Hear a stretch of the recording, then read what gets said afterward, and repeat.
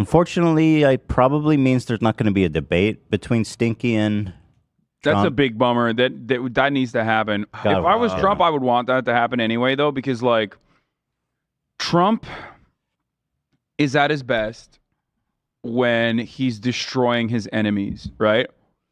Absolutely. And I feel like putting Donald Trump on a debate stage against Ron DeSantis is going to re-galvanize his positions, allow him an opportunity to come across like the outsider once again, because he can turn around and say, look, I did everything right and they indicted me. Okay? I did everything right and they indicted me. He can say that, and he can literally point to like Ron DeSantis and be like, that guy is a snake that I raised from the ground up, and then the Republican institutions used him, weaponized him against me, while they turned the other cheek as the DOJ, the corrupt DOJ, the Department of Injustice, put me in jail or tried to put me in jail. This way, in spite of being the literal fucking president for 4 goddamn years, Donald Trump can still turn around and portray himself as an outsider. It would actually look really good for him, in my opinion, if he were to go up against little Rhonda on a debate stage. I would, trust me. I mean, shit, that'd be massive ratings for him, and I know he can't resist that.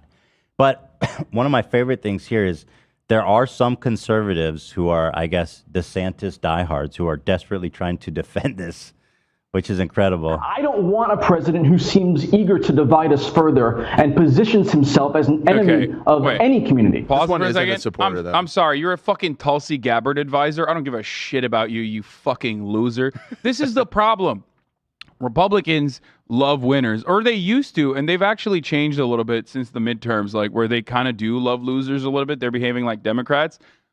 Who the fuck cares about what Tulsi Gabbard's advisor has to say about anything? Well, they're desperate, dude. It's Blaze TV. Who else? Where are you going to find someone to defend that shit? They had to go to the bottom. So sad. Yeah, this guy isn't even defending it. He's upset about it. That's not what the... Well, you'll see.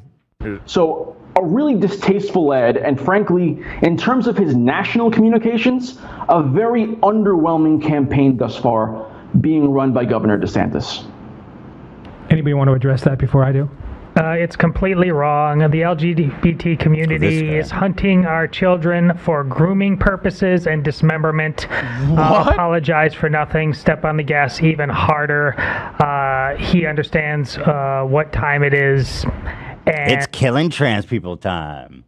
What time is it? Bro, literally genocide time. Dude, that's holy fuck, dude. What are we doing? American politics is just getting juicier and juicier every goddamn day, where you got like, it is unironically the most like hallucination prone person, and whatever position they have, that's what the Republican Party is triangulating towards, and that's really odd. Well, it's cool because he has monopoly behind him. Yeah. Which means he's a family man or something. I don't know what's going on behind him. Yeah, so I want to kill all trans people and afterwards play a game of Monopoly with my family. Yeah.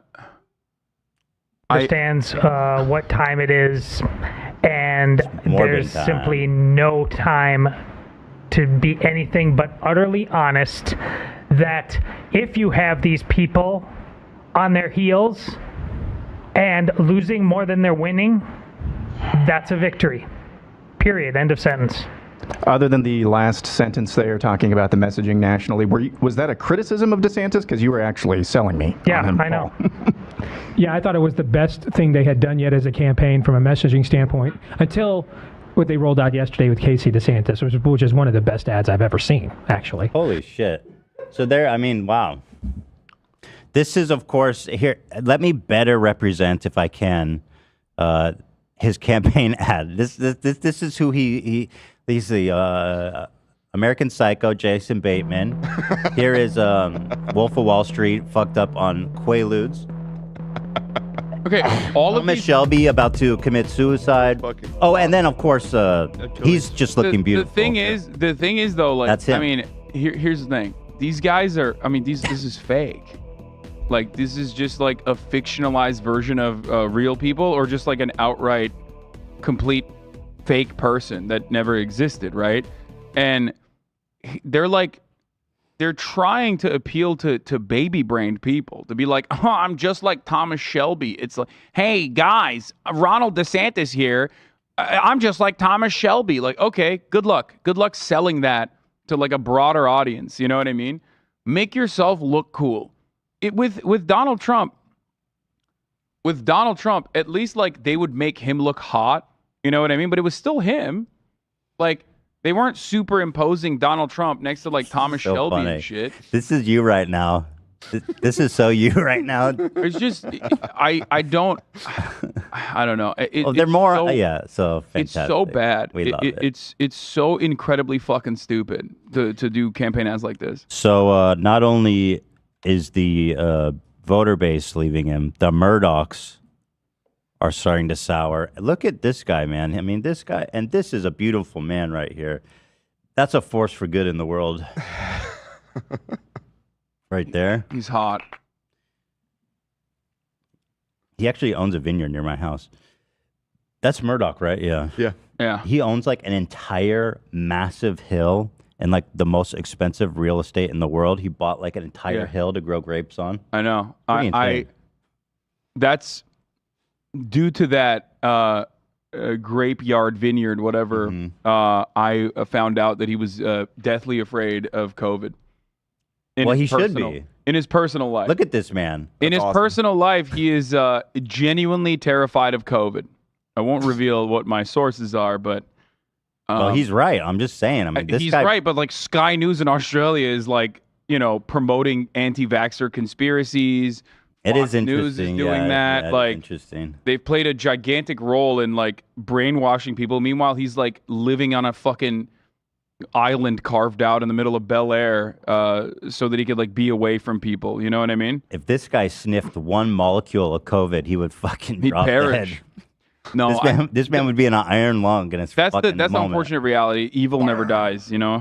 So So true. Let's see. The conservative media king preferred candidate to knock off Donald Trump is not meeting expectations, and the family's patriarch is getting tired of waiting.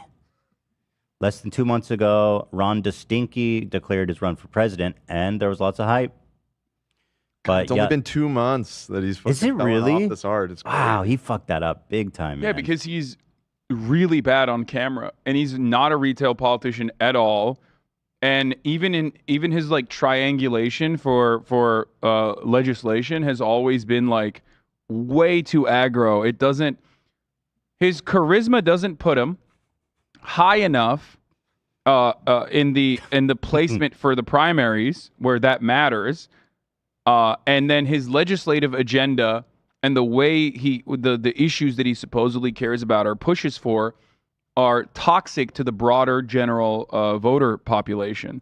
And this is not just the Ron DeSantis problem, as I've said so many times now. This is an overarching problem with the entire Republican Party. This is a Republican Party problem. And Ron DeSantis is a manifestation of that because he is their guy. He's the guy of the Republican Party. Those people who are in positions of power in the Republican Party are propping him up as the counter to Trump. Vote DeSantis, guys, 2024. Just like Thomas Shelby. He's like Thomas Shelby. Vote DeSantis. That's so badass.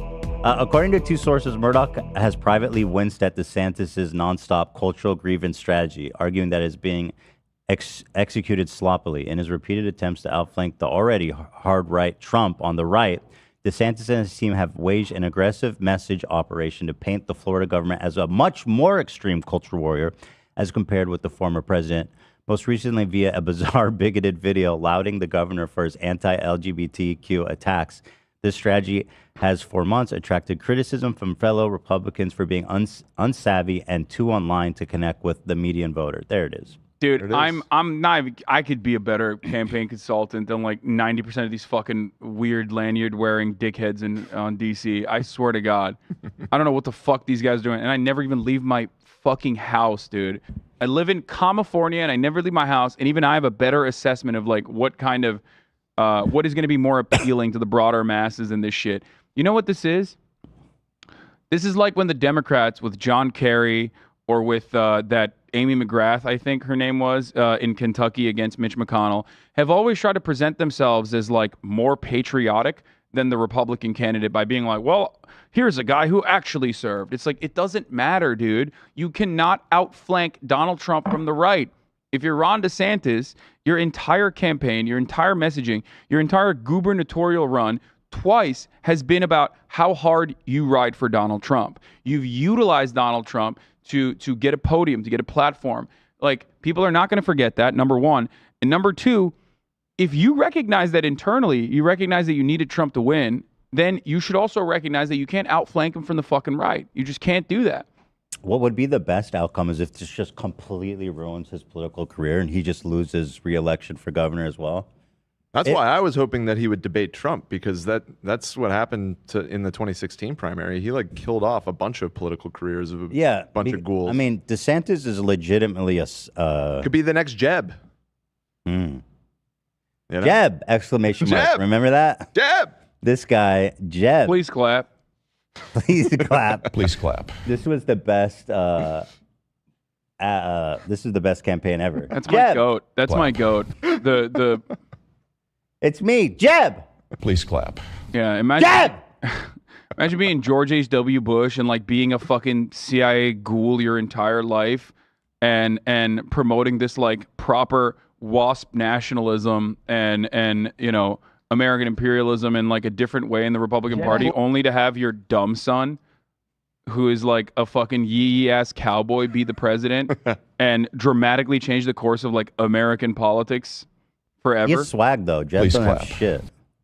Yeah, but in a different world, in the George H.W. Bush world, right? Like, Jeb Bush is the one. Jeb Bush is the good Tom Hanks kid to Chet Hanks. George W. Bush elected is the Chet. Chet Hanks, But the Bush Chet- dynasty. Oh, that's But like, so spot on. And then here's the problem though. If I'm gonna watch, if I have the decision to watch something with Chet or watch something with the boring, like the guy who looks just like Tom Hanks, Colin like Hanks. Dollar Store. Colin Tom Hanks. Yeah, I mean, he's Colin a good actor, I think. Fine, He's but fine. I'm rolling with Chet. That guy. I mean, there's Way more nobody like entertaining. him in the world. Way more entertaining. Yeah. The point is, Americans much prefer a Chet Hanks style person Yeah. to be their fucking president than they prefer the Colin Hanks style person. Are we suggesting that Chet Hanks runs for president? Yes. Yeah.